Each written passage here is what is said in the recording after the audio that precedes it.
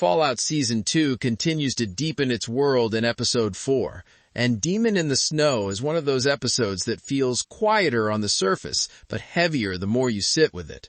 From the very first scene, the episode makes it clear that fear is going to be the through line, not just physical danger, but the kind of fear that lingers in memory, the kind that changes how a person makes decisions years later.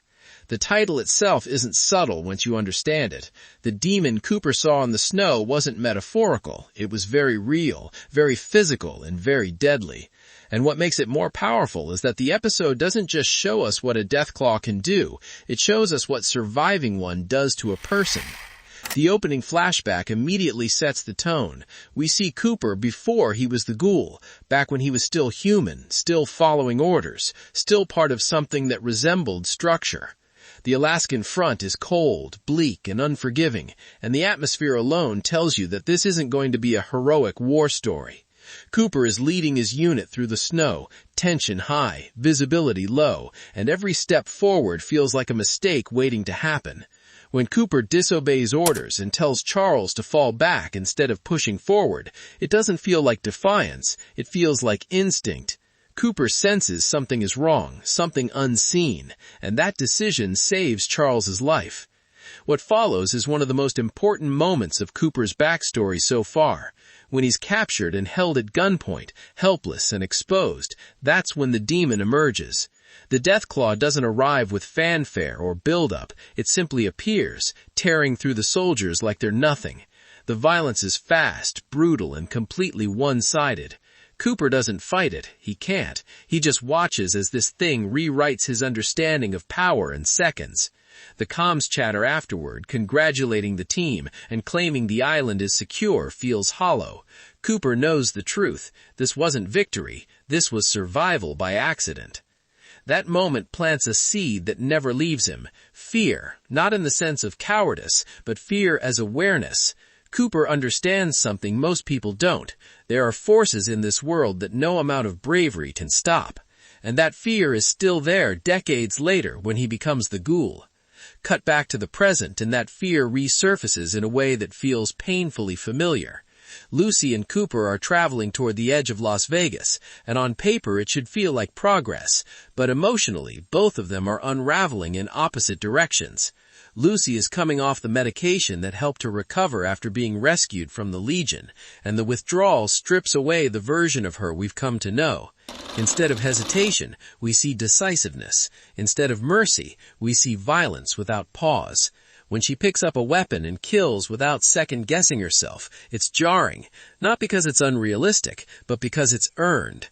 Lucy has always been the moral anchor, the one trying to hold on to some version of right and wrong in a world that abandoned it long ago. But here, under the influence of withdrawal and trauma, she shifts.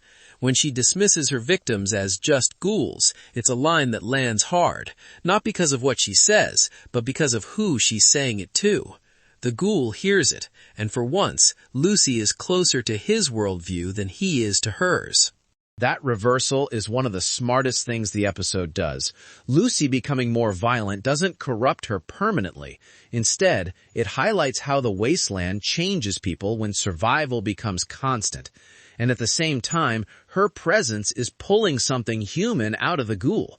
Watching her act this way forces him to confront who he's become and who he used to be. It's a subtle push and pull, but it works because neither character is static. When Lucy gets the kill before the Ghoul does, it's symbolic. She's stepping into his territory, morally speaking, and he doesn't stop her. He watches. That moment alone says more about their dynamic than any dialogue could. Lucy is being shaped by the wasteland, and the Ghoul is being reminded of what he lost to it. As they finally reach the outskirts of Vegas, the episode circles back to its opening fear. Radiation levels spike, the air feels wrong, and then Lucy finds the egg. Huge, unmistakable. The Deathclaw is no longer a memory, it's present. And when Cooper sees it, the reaction on his face isn't bravado or anger, it's terror. The same terror from the snow all those years ago. For a character as hardened as the Ghoul, that reaction tells you everything you need to know. If he's scared, the threat is real. And that's where Episode 4's strength lies. It doesn't just introduce danger, it connects danger across timelines, showing how trauma echoes forward. The Deathclaw isn't just a monster of the week, it's a scar that never healed.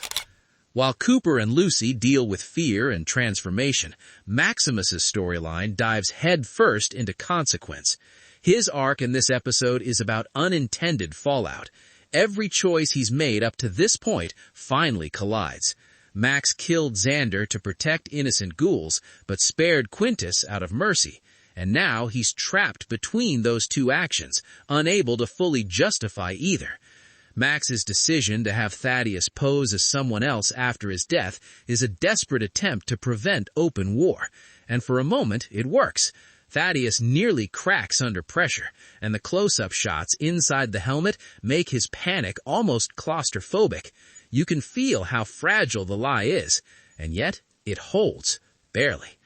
The Brotherhood, however, doesn't hold. The three elders turning on each other isn't sudden, it's inevitable. Maximus didn't cause the civil war, but he lit the fuse. The shootout in the cafeteria feels chaotic, not cinematic. This isn't a heroic battle. It's an institution collapsing under the weight of its own ideology. Quintus's final rejection of Maximus is quietly devastating. When he says Max should never have shown mercy, it confirms what Max already knows. The Brotherhood doesn't value humanity, it values obedience. Max's line, "I don't choose to do the things I do, they just keep happening," is the most honest thing he's said all season. He's been shaped into a weapon, but the values his father taught him refuse to stay buried. Receiving the cold fusion tech changes everything. By giving it to Max, the Brotherhood becomes weaker, not stronger. And that's the point. Power in Fallout is never neutral. Who holds it matters. Max and Thaddeus leaving together feels like the beginning of a different path, one not dictated by doctrine. While Cooper, Lucy, and Maximus are dealing with their own forms of fear and consequence, the episode quietly shifts focus to one of the more unsettling storylines of the season, Norm and the Vault-Tec experiment. This part of the episode doesn't rely on action or spectacle. Instead, it uses implication, and in Fallout, implication is often far more disturbing than anything shown outright. Norm's interactions with the defrosted Vault-Tec employees feel almost casual on the surface. They're eating, talking, behaving like ordinary people. But that normalcy is exactly what makes it uncomfortable. These are people who designed the vaults, who engineered suffering as part of controlled experiments, and yet they sit there calmly discussing Phase 2 like it's just the next step in a business plan. When Ronnie, Bud's former assistant, casually mentions how important Phase 2 is and asks if the process should begin, it lands like a quiet bomb. Norm doesn't know what Phase 2 is, and neither do we, but the fact that it directly ties back to Vault 32. The confrontation between Steph and Betty in the interval chamber is one of the most revealing scenes of the episode. Steph openly states that the experiment is over and that no one is coming to save them. That line alone reframes everything. If Steph truly believes that, then her actions make sense in a twisted way. She's already accepted abandonment. Survival to her is no longer communal, it's competitive. Betty, however, hasn't crossed that line. She still believes in shared survival, in the idea that thriving together is the point. Steph's offer to help only if Betty retrieves a pre-war keepsake box from Vault 31 exposes her true nature. This isn't cooperation, it's leverage. Steph doesn't help out of kindness, she helps when it benefits her. Woody's accidental involvement adds an almost tragic layer to the scene. His confusion about left and right, played lightly earlier, becomes crucial when he overhears the conversation he was never meant to hear. It's a small moment, but it has big consequences.